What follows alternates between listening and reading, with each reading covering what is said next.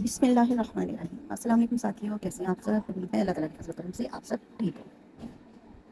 दोस्तों, आज से एक नया सिलसिला शुरू कर रही हूँ जिसमें मैं आपको बताऊंगी कि कैसे आपने सादा अंदाज से और प्रॉपर तरीके से नाप लेना है, अपने कपड़ों को काटना है और कैसे सिलाई करना है। ये एक नया सिलसिला सिलाई सिखाने का और कटिंग करने का मैं आपको बताऊंगी, और कोशिश करूंगी कि नहायत सादा अंदाज से और बिल्कुल ऐसे बताऊं कि आपको कोई मुश्किल ना हो। मेरी पूरी कोशिश होगी कि आपको जो कुछ सिखाऊं वो बहुत आसान हो और आपकी समझ में आ जाए। लेकिन फिर भी अगर आपको कभी कोई मुश्किल पेश आए, कोई प्रॉब्लम हो, तो आप कमेंट बॉक्स में लिख सकते हैं और मुझसे मुझसे पूछ सकते हैं कि कैसे मैं क्या किस जगह पर आपको क्या चीज़ समझ नहीं आई, मेरी कौन सी बात आपको समझ नहीं आई, और आप मुझसे क्या जानना चाहते हैं सिलाई से मुतल्लिक और कटिंग से मुतल्लिक। तो सबसे पहले ये बताऊंगी कि आपने नाप कैसे लेना है, और वो भी शर्ट का। शर्ट का नाप लेने के लिए ज़रूरी है कि आपके पास वो प्रॉपर नाप हो, जो कि आपको लगता है कि आप इसको पहनते हैं शर्ट को तो बिल्कुल ठीक है, इसमें कोई लंबाई में प्रॉब्लम नहीं है, कोई फिटिंग में मसला नहीं है, कोई भी इसके अंदर फॉल्ट नहीं है, चाहे वो नाप आपका अपना है चाहे आपकी कस्टमर का है। याद रखिए, अगर आपका नाप ठीक होगा, उसमें कोई मसाइल नहीं होंगे, तो आपकी नया सिलने वाला जोड़ा बिल्कुल प्रॉपर और ठीक से नाप लेते हुए आपने अपनी शर्ट को प्रॉपर तरीके से बिठा लेना है। और सबसे बड़ी बात, आपके पास इंच टेप होना चाहिए। इंच टेप से आप अपनी शर्ट का प्रॉपर तरीके से नाप ले सकती हैं, और आप उसको उसके लिए ज़रूरी है आपको दूसरे नंबर पे आपके पास बॉल पेन होना चाहिए और एक राइटिंग पैड या एक सफ़ा होना चाहिए। आप अगर अपना नाप प्रॉपर तरीके से किसी पर पेज पे लिख लेते हैं तो आपको प्रॉब्लम होगा। इससे ये आसानी होगी कि आपको बार बार अपनी शर्ट का नाप नहीं खोलना पड़ेगा, ना ही आपको बार बार शर्ट को मापना पड़ेगा। आपके पास सफ़ेद पर या किसी कॉपी पर लिखा हुआ नाप आपके पास होगा, तो आप आसानी से उसको देख के अपनी कमीज का नाप काट सकते हैं, और जितनी दफ़ा मर्जी आप उसको बार बार यूज़ कर सकते हैं, बार बार आप अपना नाप नहीं लेते। मैं नाप लेते हुए तीन चीज़ों का ख्याल रखती हूँ, बल्कि मेरे ख्याल में हर एक जो टेलर है वो इस चीज़ का ख्याल रखता है। हमारे लिए सबसे पहले लंबाई का आता है। आप जब भी किसी शर्ट का नाप लेते हैं, उसमें लेंथ, दामन और तीरा आता है। सबसे पहले मैं अक्सर अपने नाप को तीन हिस्सों में डिवाइड कर देती हूँ, लेंथ को, और उसके बाद उसके दामन को, और फिर तीर को। यानी कि ये पहले हिस्से में ये तीन चीज़ें आ जाती हैं, लेंथ, दामन और तीरा। आप ये लिख लें। उसके बाद आपने तो दूसरा हिस्सा जो होगा, उसके अंदर मैं आपको बताती हूँ कि क्या करना होगा। दूसरे हिस्से में आपने चेस्ट का नाप, कमर का नाप और हिप्स का नाप लेना होता है। पहले दूसरे हिस्से में चेस्ट का नाप आप नीचे से लेंगे, उसके बाद कमर का नाप लेंगे आप, यानी वेस्ट का, और फिर हिप का नाप लेंगे। यानी कि आपके नाप के टोटल दो हिस्से हुए। अब एक तीसरा हिस्सा होता है पूरे नाप में।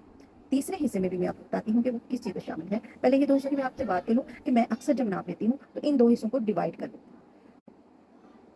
अपने नाप के तीसरे हिस्से में बाजू का नाप आ जाता है, यानी टोटल आपकी चीज़ें हैं शर्ट की लंबाई नाप लेने की, उसमें तीसरे हिस्से में बाजू का नाप होता है। बाजू के नाप के भी तीन हिस्से हैं, उसमें एक तो लंबाई आ जाती है, नंबर दो उसके ये कंधे बाजू की अगली गुलाई आ जाती है, जिसे हम गलाई की गुलाई कहते हैं, ठीक है, और तीसरी आ जाती है उसमें आर्म होल, यानी कि आपके शोल्डर की जो गुलाई है वो, यानी बाजू के भी तीन हिस्से हो गए।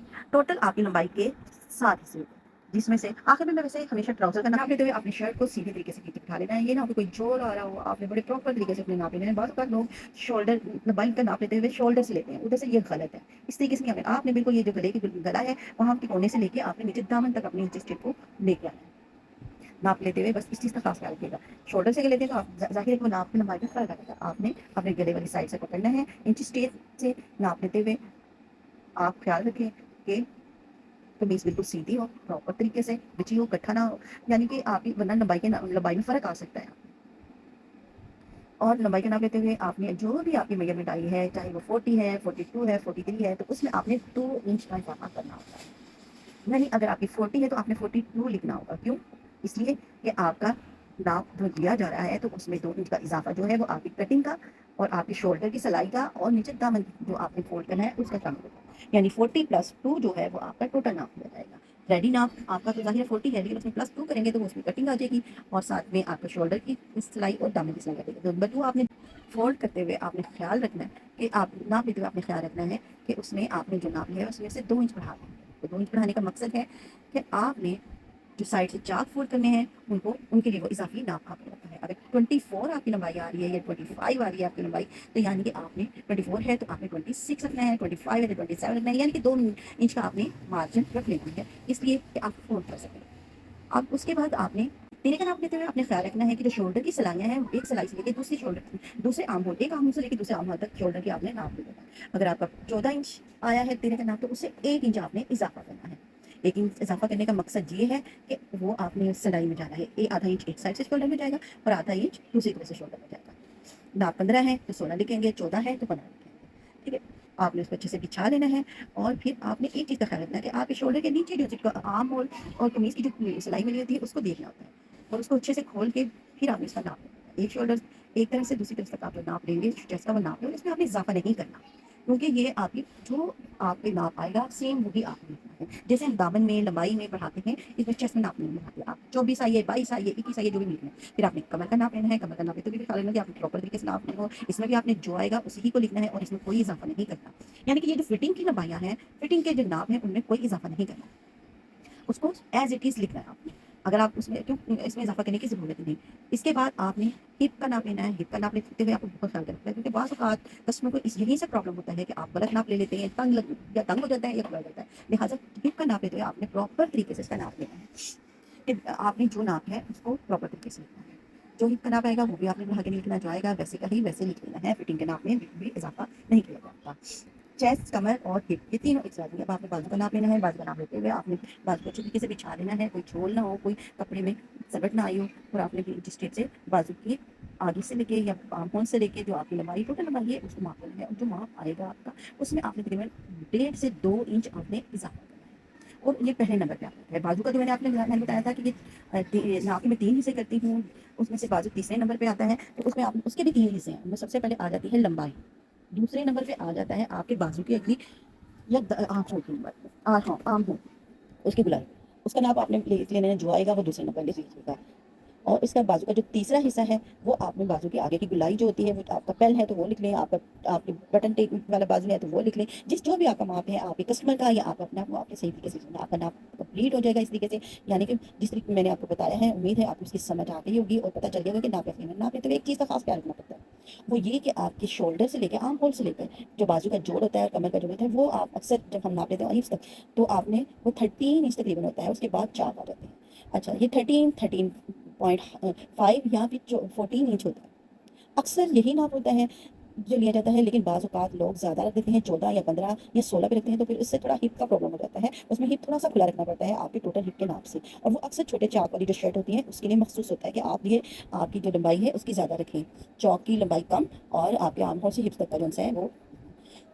अब आपको पता चल गया होगा कि शर्ट का नाप कैसे लिखना है। आप प्रॉपर तरीके से इसको अपनी डायरी पे लिख लें, अपनी कॉपी पे लिख लें। पहले हिस्से में आपको मैंने बता दिया कि 3 चीज़ें लिखी जाती हैं, और मैं पहले शर्ट के पूरे नाप को मैंने 3 हिस्सों पे डिवाइड करती हूँ। पहला हिस्सा भी 3 हिस्सों पे डिवाइड होता है, उसमें लंबाई आ जाती है, उसमें दामन का नाप तीरा होता है।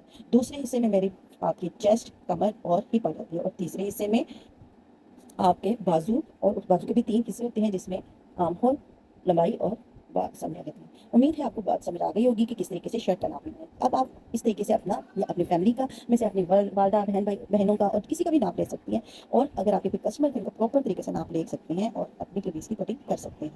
नाप लेने के बाद उम्मीद है कि आपको मैं जब बताऊंगी कि आपने कपड़े कैसे काटने हैं तो वो भी आपको समझ आ जाएगी। अच्छा, आखिर में मैं आपसे एक बात कहूँगी कि आप मुझे अप्रिशिएट कीजिएगा, मेरी हौसला अफ़ज़ाई कीजिएगा, मेरी सपोर्ट कीजिएगा। अगर आपको मेरी कोई बात समझ ना आए तो आप मुझसे ज़रूर कमेंट बॉक्स में पूछिएगा। इंशाल्लाह मैं आपकी हर मुश्किल का साथ करूँगी और कोशिश करूँगी कि आपको हर वो बात बताऊँ जो आपको समझ आए। दोस्तों, एक चीज़ मैं आपसे कहना चाहूँगी कि हमेशा अल्लाह ताला पे भरोसा रखिए।